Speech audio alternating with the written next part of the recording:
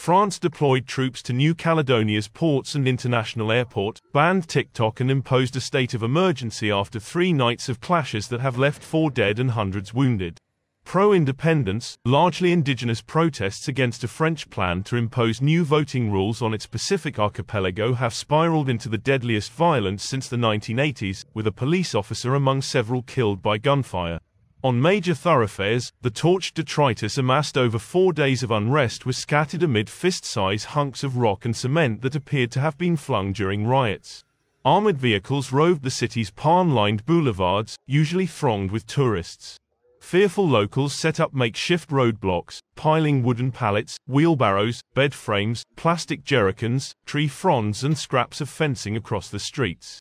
As part of a sweeping French response, security forces placed 5 suspected ringleaders under house arrest, according to a statement by the High Commission, which represents the French state in New Caledonia. House searches will be carried out in the coming hours, it said. More than 200 rioters have been arrested since the clashes broke out, the High Commission said. Hundreds of people, including 64 police, have been wounded, officials said.